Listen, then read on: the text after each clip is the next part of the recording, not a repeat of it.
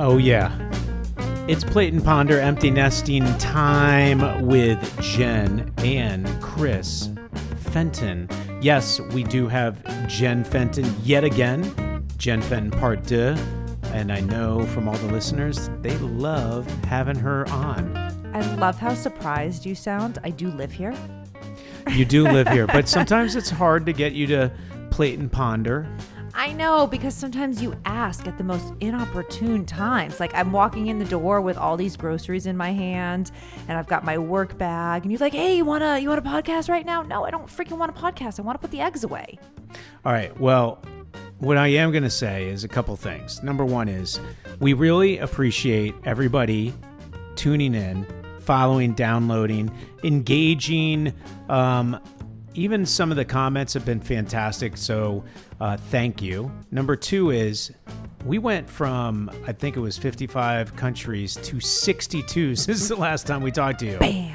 Like, honestly, it's the most incredible thing. And I'm trying to figure out what are the new ones, but I can tell you for sure, Chile, Lebanon, Nepal, Cambodia, Jordan, Iraq, and Peru.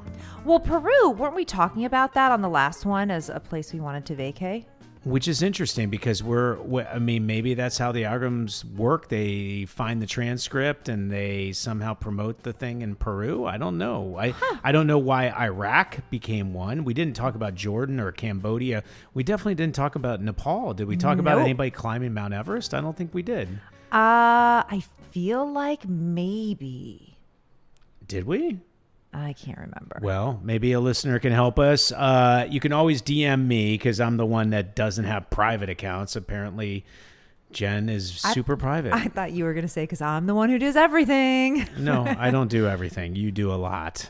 In fact, you do most. And I am along for the ride because I am a +1. As I've found, even in terms of Plate and Ponder, people love you. They really do. Guess what?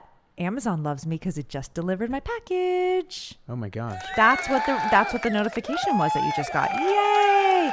Oh, that's what the ring notice was for? Yes, they were supposed to deliver it yesterday. Does that bother anybody else? Like they say they're going to deliver it either next day or by 10 a.m. And then all of a sudden at like 3 p.m. when you're looking for your package thinking that somebody stole it, you get the email saying that there's been a delivery update.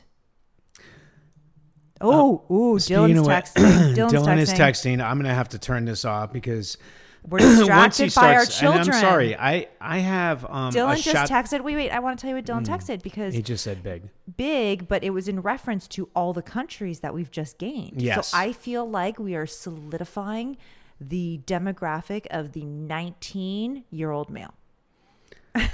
That's interesting. Well, Canada is a massive hub for us. So Canada is a massive thank hub. Thank you to all those McGill Redbirds that are listening to us up there. But they should have a separate category for Quebec versus the rest of Canada because Quebec would like to secede from Canada. And Alberta, I think, actually wants to be a part of the United States. So still now? I don't know about that. Alberta is pretty excited about being a part of the United States, and then the rest of Canada is not. And I think Quebec would like to be more French. So anyway, we'll see how it plays out. There's a lot going on in the world. There's a lot. And we talked about, like, we sort of did the escapism version of Plate and Ponder where we just talked about this amazing Europe trip that we had. But, like, what do you want to talk about today? I was going to ask you that question. Do you want to talk about Jeffrey Epstein because that's your favorite topic? Oh my God. Melania, I love you. And how did that come about? Well, can I just say that, first of all, I never really thought much about Melania at all. Except for let me guess, Brett Ratner of Rush Hour fame, who's been Me Too'd, but a lot of us know him, and obviously he's been sort of pushed to the outer skirts of society. But he came back and he started talking with Trump about doing something about Melania, and he did a documentary for Amazon. Yes, he did, which I forced you to watch. That cost like $100 million to make, too. I did not know that, and I will tell you, I don't know why I decided to press play when there's a million other things on Netflix to watch. So I will say that, but for some reason I was intrigued. And we watched how many? I think there were 3 episodes. We watched. No, I think it was just one. Was it just one long thing?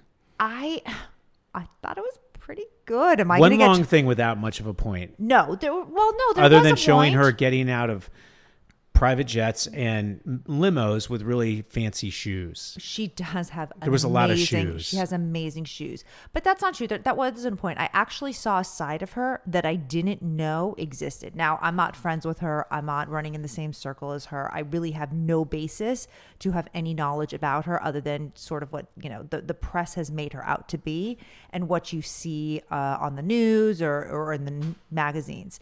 So I really had no concept about her. She's actually very smart. She's actually a very strong woman. Family is number one. What do you mean by very smart, though? Like, what does that mean? You're talking about. Well, I don't know what her IQ would be is, high, but or she's just self-aware. Is that what you're saying? She is self-aware, but even when she was planning the inauguration ball, and this probably sounds so surface, but she was involved in every single one of the decisions from soup to nuts. Honestly, she really was. But isn't that what every bride does with a wedding? No, usually you have a planner, and yes, she did have a planner, and she had like help her. 17 planners. She does have a or lot of 7, people, but 000. she has an opinion and she has a voice, and she's not afraid to express it. And maybe that's something I was shocked to see too. She actually stood up to Donald Trump. But isn't that what every bride does during a wedding? But I don't know. She is made to seem like a backdoor character, like somebody who's in the shadow. And that's the way the media has portrayed her, and perhaps that's how she's kept some anonymity to some point. I mean, look, weren't there rumors going around after the inauguration that they altered the prenup because she's like, I don't want to do a second term? And is that true? I don't didn't know that. Yeah, I thought I had heard something like that. I mean, she is gorgeous. She How is old really, is she? She's oh gosh, that's a 50. Great Is she 50 yet? Oh, I think she's in her 50s. Okay, Yeah, she is hot. Like, there's no doubt. Like, you can tell supermodel status, all that kind of stuff. It's pretty. She's 55 years old. Wait, this year. She's my age. So in April 26, she will be 55. Oh, she's literally my age. Oh, sorry. She'll be 56. She turned 55 on April 26th, 2025. So mind explosion. She looks amazing. She's older than me. She is older than you, yes. But she has a voice. And I was so impressed to see her use it as opposed to being just sort of this Meeskite character. She told Donald Trump what she thought. She told Donald Trump what she needed. It was interesting to see their relationship too, because I do think she has more power than has ever been sort of portrayed in the public. So I'll say that. After the inauguration, it was really interesting because he goes off in his separate quarter and she's with the staff.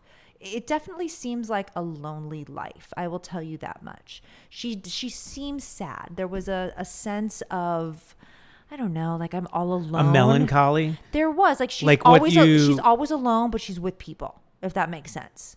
But she's not with people. She is. Well, she's always with whether she's it's with the people on the payroll. The people on the payroll, but you could sense the sadness. Like her friends tended to be people that were like getting paid to hang out with her and getting paid to tell her whatever she wanted. They didn't really talk friends. They showed her with her assistants. No, didn't she say, "Oh, this is my fashion designer. He has been with me since the beginning of time." Or okay, whatever. Fine, sure. And then there was like, "Oh, this is my friend from the blah, blah, blah, and he is he also polishes my shoes," or whatever. You know what else was interesting? When she met with other leaders' wives across the world. Because there's a few places. The Jordan prime minister, I think it was. The princess, maybe? Maybe it was a princess. It might have been the leader. I don't know those countries that well. I should, because Peyton Ponder's in Jordan. Yeah, you should. Oh, my God. We got to. What did you think? We need to get up. What do you think of the documentary? Well, I thought, I was thinking to myself, like, how much could you actually spend on a documentary? Because Gabe Polsky, who's a fantastic writer-director, was involved with my book as we were pitching it as a potential documentary. And we wanted as much as like $2.5-3 million to make it. But this movie apparently cost $75 million, which I don't even know where it There was went. no explosions unless It might have been like the 50 CIA. million went to them and maybe 25 million Brett or Outner used. And there's a lot of private jets. There's a lot of luxury automobiles SUVs. and things and lots of hanger-ons and plus ones. So I disagree. But I will tell you. No, hold on, pause. I disagree. There's not a lot of hanger-ons. There's just a lot of people around her. Her security detail isn't just one. It seems like it's four. Her designer. They got to drive into like separate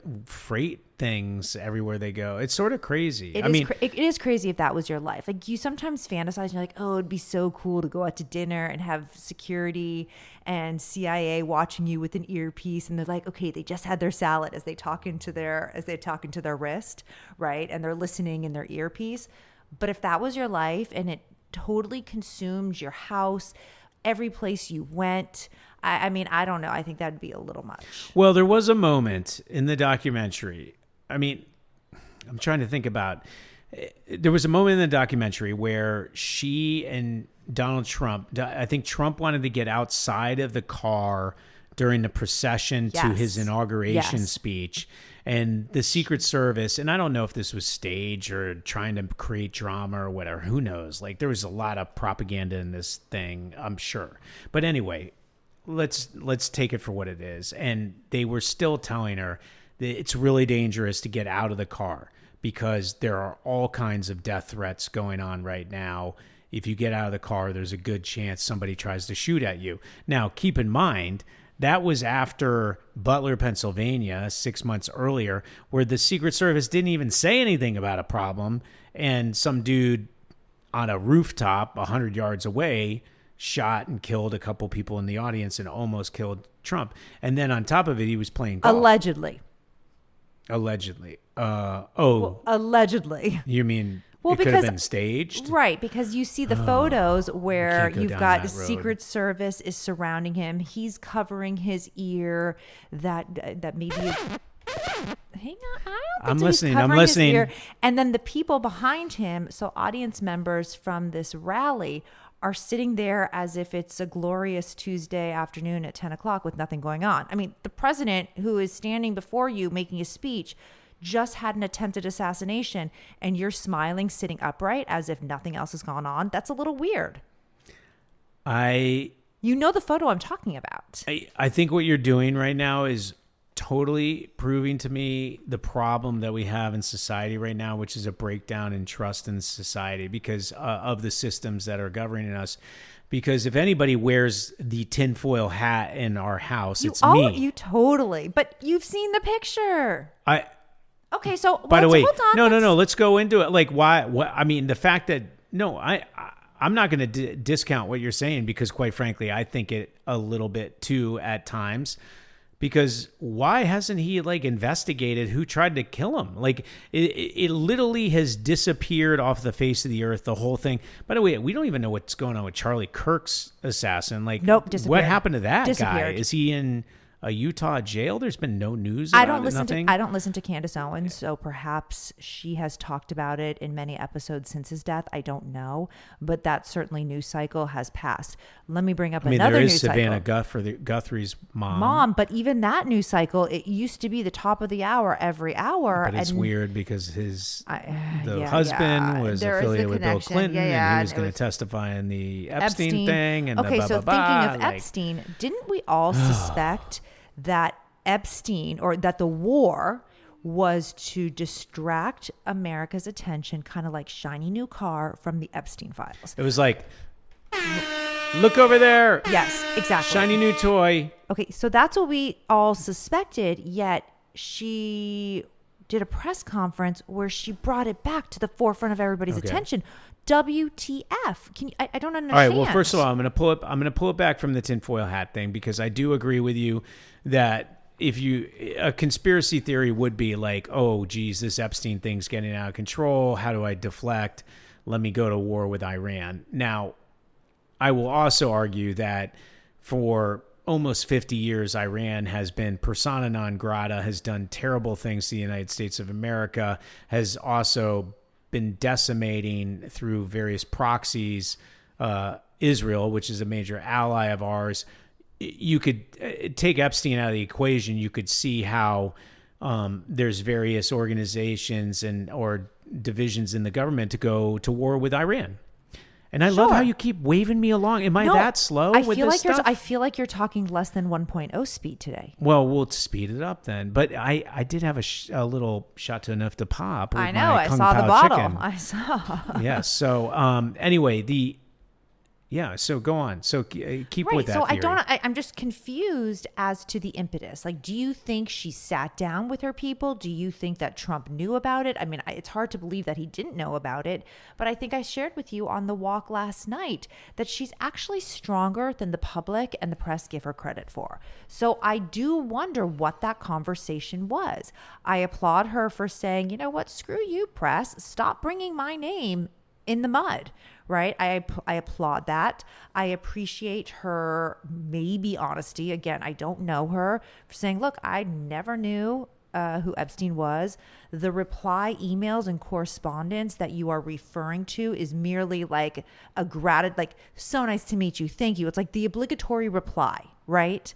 It wasn't a deep conversation. It wasn't come to my house for tea on Tuesday. So, I mean, I appreciate sort of that transparency. I just want to know what the purpose was. Well, there's a bunch of theories, right? Like, so, but let's take what I'm watching just in terms of like trying to not to go into the rabbit hole into conspiracy theory land. Like, there's one gauge that I looked at, which is this guy Michael Tracy, who has taken the opposite point of view that this whole Jeffrey Epstein thing is just nonsense, and everybody's trying to tie together this one guy who was like sort of involved with a handful of things, and there's enough of a circumstantial evidence to like tie him to this and tie him to that, and everybody's just sort of going crazy over it. And then he also claims that there's a victim sort of taking advantage of the system thing where like they're suing all these banks and all that stuff. I don't even want to go there. I'm that just is saying, not cool.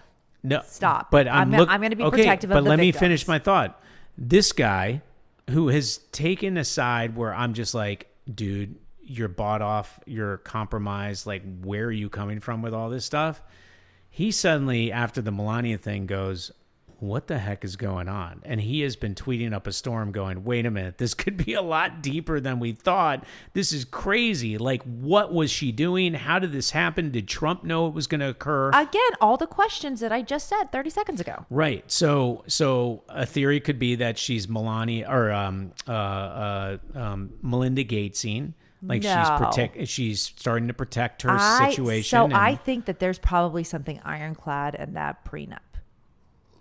I would think that he is smart enough that there's, you can't say anything disparaging. You can't go. You might be right. Right. Otherwise, I don't know. I mean, I imagine. Number two is the Iran war could be going so bad they're trying to deflect it with Epstein. How that could be absolutely something. Bonkers is that? Well, that's a crazy. I mean, theory. that is as tinfoil hat. Although you could be right, but it's just ludicrous that would be the reality we're in. Now, honestly. another theory is that. Oh gosh, what was the theory?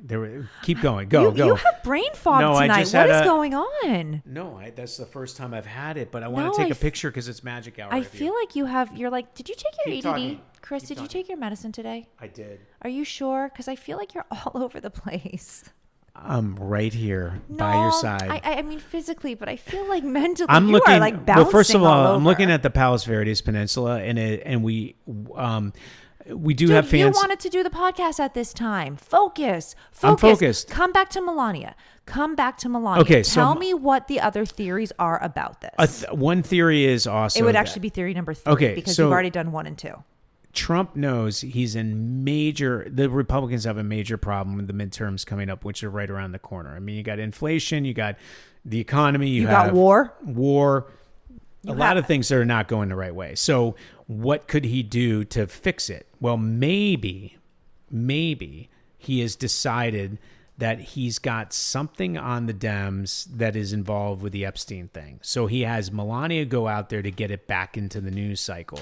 Really? Now, that's sort of interesting because he is the king of all news cycles.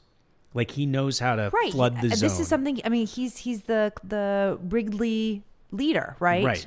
So you could argue that that could be a theory that works. I don't know. What are you writing down? A note to you. Wait, you're not writing a note to me. You can't write the note. Yes, I can. I'm Okay. passing you a note in So homeroom. what other theories could it be? Tell me. What's another I don't theory? know because I'm not watching it. You're the one who's deep in these Twitter Oh, channels. I do love the whole Epstein situation, and I'm glad it's coming back, because I will tell you what's absolutely unbelievable is how much I wanted to be in the Epstein sort of news cycle, and then suddenly this Iranian. What do you mean you wanted to be like? Let's be real clear. What do you mean? I you wanted to be I in wanted it? the Epstein news cycle to continue. Why? And to be going on. So you could impose Epstein in every family photo we've ever taken. Oh my God, it's so funny. I love that.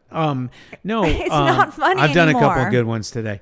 No, I just think there's a lot of system rot, and he's sort of symbolic of a lot of that. And there's all kinds of weird stuff that has occurred, and there's compromised individuals and blah, blah, blah. So when it got taken out of the news cycle by the Iran war, it was interesting because, yeah, there's the theory that the Iran war was to take it out of the news cycle. I don't know if I believe that, but I will say it did a really good job of taking it out of my mind. Right, Like, at least all for I was 24 watching hours. was like the Iran war. I was like, what's going on with the Iran war? Like, Yeah. what's happening? So Because Savannah Guthrie's news cycle has run its course. well, that one definitely ran out because she's back and Well, no, doing her Savannah's thing, right? back. Her mom is still missing, Yeah, which what is very happened to sad. her? I don't know. It is so bizarre. Like, did the FBI screw up the case that badly? Right? Because weren't they on the case, and you had local law enforcement? I would hope and It pray. was Kash Patel, Oh goodness. who's hanging out with the country music star. Okay, Or well, whatever. all Like, we I- don't take political sides here. We're just calling balls No, and we're- strikes. that's right? exactly it. Like, We're that's just what we're calling doing. it out. Calling balls and strikes. And I will say we kept the door open tonight because it's so beautiful. It's really Here, beautiful. like literally, it's super clear. It looks like it's post rainfall, but it didn't rain here. It is like one of those days where you're just going, "Oh my God, I live in LA, and how great is it?" Now, I'm going to bring it to another topic because I Yes. think we beat the Epstein Melania horse. Okay. Oh, well, maybe that horse, but I have a feeling Epstein will come up again. That horse does not go to the glue factory in this house. You're right. You're right. And I will say, if anybody is interested in watching something just to watch the spectacle, watch Melania. I'm going to give it a shot. Oh, I thought you were going to say watch another show. You were going to talk about Company Retreat. Oh my God, no, but I want to take it from how. Oh my God, we're going to see the green flash. It's about to be a green flash. Focus. But here's the thing. We are in California. It is gorgeous right now, and Los Angeles is losing more people than any other metropolitan area in the country because it's so poorly managed. And how about the fact that we have an impending strike for LA Unified School District? I think that there were several unions that joined forces that's supposed to occur on Tuesday, April 14th. And Gavin Newsom, who is running this lovely state of ours and who's responsible for school funding, you could arguably say he's got a hand in this strike. So do you realize LAU will be on strike? That means you're going to have tons of employees where their kids have nowhere to go because they would have dropped them off at school, right? You've got kids who aren't getting breakfast and lunch because they would have gotten that at school. I did see they're because- doing some sort of breakfast lunch program, I guess, even with. Okay, Well, well, first of all, that's this good. whole thing is ridiculous, right? And then they're proposing, I mean, the incremental amount that they want, I think the first year was a fixed, I want to say 3%. I could be wrong on this, Okay. but then the next year was Inflationary. The next year was like 13% increase. Come on. Yes, so if you're not familiar with school funding and educational finance, there's something called a step and column, and I'm sure other industries have What's it this. called? A step and column. Step and column. A step and column, exactly. Or a salary scale. So you come in at a certain year with a certain experience and you get X amount. And you can look at a pre-established step and column or salary scale, whatever the district calls it, and you can see the growth in your compensation year after year. Because there's obviously some increases that occur with COLA, or if the district negotiates a contract with their union and some of those percentages change. But you understand your increase. And maybe you go to graduate school and you get a master's, and that sort of changes your scale, but you understand. So what happens is if you have a 15% increase, let's say, right? And maybe that's over 2 years. Maybe it's a 2% one year and a 13% the other, but that carries forward every year. I mean, it's not a 13 over 13 over 13 compounded, but you're still paying that increase. So the increase is, do you get what I'm saying? It's not a compounded interest? Like it doesn't take the 3% and then add another 3%? Yeah. Well, it depends on what was negotiated. But that still goes forward. So you're getting raises every single year just by nature of your step and column. And then how is the budget overall every year? Does it go up the same amount automatically or no? No, it's it like, how do we doesn't. make the difference? No, and you have to show solvency for 3 years out. So that's why you hear of districts doing pink slips, because you have to show whether or not you're going to bring back these employees. You got to show that you can close your books and make ends meet. Otherwise, the state takes over the school district. That happened to Inglewood several years ago, and it still hasn't recovered. They're still not operating. But is that also on their own. why the charter schools started to pop up in the Inglewood area? No, charter schools had been around for a while, but that's what happened in the Inglewood school district. So that they're under like a conservatorship. Well, and what's really interesting is that so the public school system here in California in general, there's a handful of great schools up in Northern California, probably in Central California, et cetera. There's great schools all over. There's good school districts all over the state. But Absolutely. if you look at LA County, right? Which if is you go, huge. If you go, where are in Connecticut, you could say there's like, I don't know, 50 school districts that are world class where you have a chance to go anywhere for college and do anything, right? In LA County, you're probably talking about, right? You're talking about San Marino, Beverly Hills, La Cañada, Calabasas, and Manhattan Beach, Redondo, maybe El Segundo. I mean, you're maybe down to 9 school districts, right? Yeah, and LA sure. Unified is not one of them. No. LA Unified is great. There's great zip codes that might have great elementary schools. Absolutely. Are there any that have great middle schools? I think so. I do.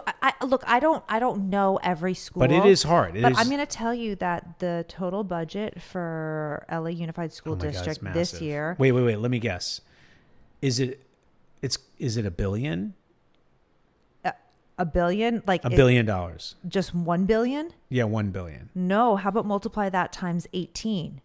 It's $18 billion. Total budget. Mm-hmm. There's got to be state budgets that are $18 billion. What do you think the student enrollment is?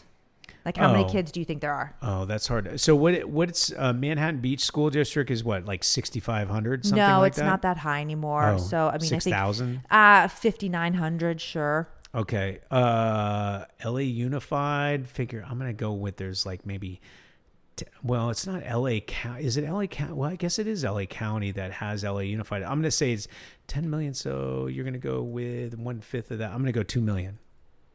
No, you're high. It's only 520,000 students. Okay. And that's K through 12 though. So that doesn't take into the account the little ones who are starting, right? Those pre-K programs.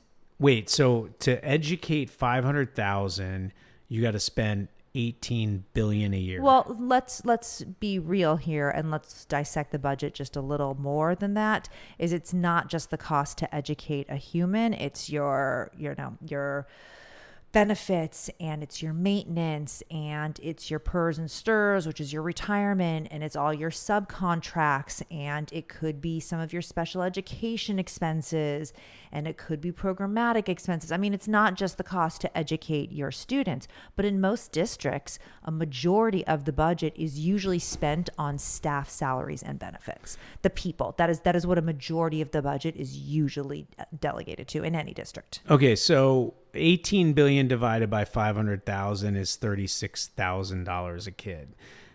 I thought it would have, if it was outlandish, I would have thought it would have been higher. If I thought it was efficient, I would have thought it had been 20,000. Okay, but that's what I will also say is that's assuming every student is alike in every single grade, because what it costs to educate a kindergartner is very different than what it costs to educate a junior with your APs and your master schedules and your electives and the this is and that's. right? So there's different costs and there's different variables there. And also all students are not alike. I mean, I don't know LAUSD the way I know the charter that I work for or Manhattan Beach Unified. But they're, students, there's personalized learning and you want this individualized instruction.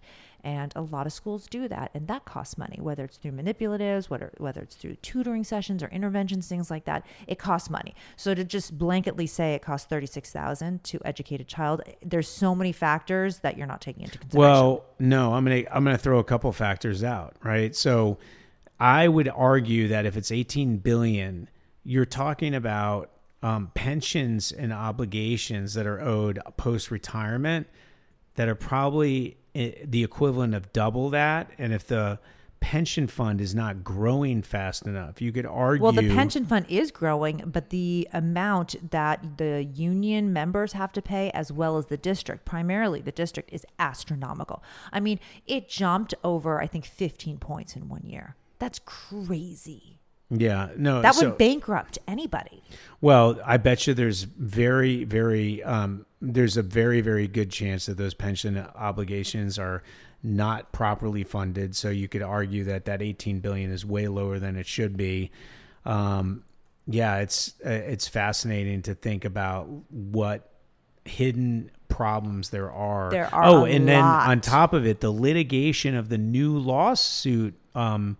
Right? Isn't there a new statute of limitations that has been changed? We talked about it briefly, but anybody who has had an incident of sexual assault or molestation by way of school or school responsibility, the statute of limitation has been increased, and it goes way back. We're not talking about the 90s. We're not talking about the 80s. We're not talking about the 70s. I mean, we are talking way back. So that's been problematic. And I know that there's consortiums and pools coming together because, if somebody from the 80s sues a district, and if it's a really bad case, that could be several $1 million that they're responsible for that should go into funding for your students or your teachers. Well, and of course, like everything, they're finding, yes, there's people that should be suing that are getting something, but then they're suing people that weren't even involved with what was going on, and right? Sometimes you don't even have records, and you have to go based on somebody's testimony because you sit there saying, wow, if I bring this to a jury, it's certainly not going to sound sympathetic that the district that, I wasn't even a part of, doesn't matter, I'm representing them, did X, Y, or Z, or neglected to do A, B, and C. Well, and it wasn't long ago when we saw that the AD of maybe it was LA County or one of these municipal areas said they have found so much scamming and fraud in these claims that they actually were asking people to come forward and voluntarily say that they were trying to commit fraud by making these claims, and that they would okay, stop for a second. I don't know if I don't know about that.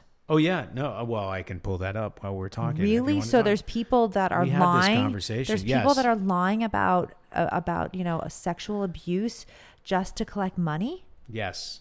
What is wrong with this world?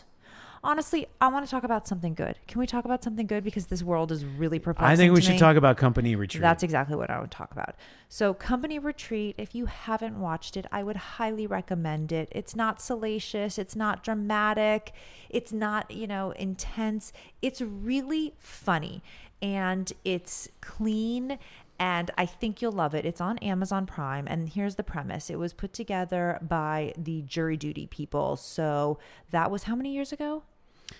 I would say it was like 3 or 4 years ago, but really quick, just to go back to this issue. So it was Nathan Hochman who came out and said false reporting of sexual abuse undermines the entire judicial system and is grave disservice to actual victims, blah, blah, blah, blah, blah. My office is taking the allegation seriously that some individuals were paid cash to have law firms to file false sexual abuse claims against the county. This criminal conduct abuses the blah, blah, blah, blah, blah, blah, blah. And then he talks about how if anybody comes forward and says that they're a part of these frauds, he will have leniency on their sentences or forgive them. So they're trying to discount these claims. Okay, boom. Company Retreat. Okay, go back. Actually, I'm going to go back to Jury Duty, which is the setup to Company Retreat. So Jury Duty was, I guess, set up by James Marsden? No, it was Stubinsky, and it's two showrunners in the comedy world. Okay, and so you've got James Marsden, who I guess was the celebrity draw, so people would Yes. initially start watching the series. And the idea is it's a jury, and they actually are going through trial, and you've got a judge, and you've got a bailiff, and you've got your attorneys and witnesses, etc. And everybody, I mean everybody, down to the security guard, is an actor, but for one person. And crazy things happen, and this one person, you're watching him take it all in, and you see the best in humanity, right? Because this guy is so freaking good, and he really wants to get this jury right. And I'm not going to give it away, but at the end, It's incredible if anybody's been on jury duty, right? But at the end, they expose that everybody is an actor, and he is the one real person, right? And his name in the first season was Ronald Gladman, and I think he got some money after he won. He did. I think his career, he had a bit of a career out of it. So cut to now the second season of this series, and it's called Company Retreat by the Jury Duty People. And the premise is a small mom and pop hot sauce shop takes its employees, and there's like a handful of employees. It's called like Grandma's Rockin' Hot Sauce. Exactly. And maybe there's 20 employees, and they go away on a week for a retreat. Like at an Ojai or something like that. It definitely wasn't that nice. Ooh, who's Flynn barking at? Flynn, get over here.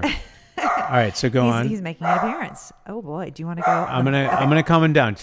Keep talking. So the premise, they go on this company retreat, and it's a week, and they all have their own rooms, and you get to see the personalities of your coworkers. And again, like jury duty, everybody but one person is an actor. And this one guy who's been hired as a temporary assistant to work the company retreat, and you watch him in all of these situations become friends with the employees, console the employees, talk about business deals with the employees. Like, he is so ingratiated. And then at the end, he finds out that he is the only person who's not an actor, and his mind is blown. I started to cry. I started to tear up. He literally took every stressful situation, everything that was thrown at him, and handled it like the most good and put together, faithful, yes, secure. Do you know how old he is? No, I thought he was like 25. Yes, he's like 26. But he's like a father. He's a father, yes, right? They did mention that he's a father, but there was, really no any information about that. But from like Nashville, Tennessee, or something. He was from Apparently, Nashville, they Tennessee. auditioned or interviewed 10,000 people. But how do you pick this one guy that I mean, I'm sure there's total like psychological tests that go involved with this, but how do you pick this one guy that is just going to step into every, like you said, stressful situation and handle it with such grace and kindness? Oh, he was the most selfless person I've ever seen. I was talking to somebody the other day, but not a wimp. Had lost right? a He lot. wasn't, but he wasn't a wimp. He was just selfless. Like he was a human.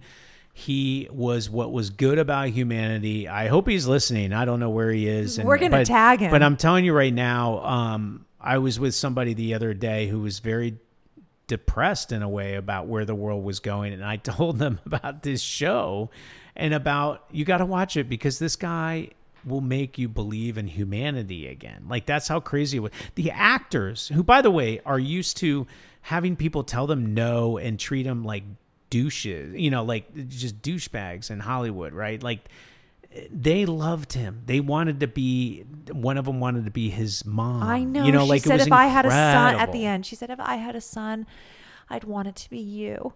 It was just, it's amazing. Just please watch it. It will make you feel good when there's so much wrong in the world. Please watch it. I will tell you, and I know I don't want to spoil it, but they gave him $150,000 at the end, which I don't think they were supposed to give the money, but they were just like, this guy made the show and he makes humanity. Again, like, it's just great. It's called Company Retreat, and it's on Apple, right? Amazon Prime.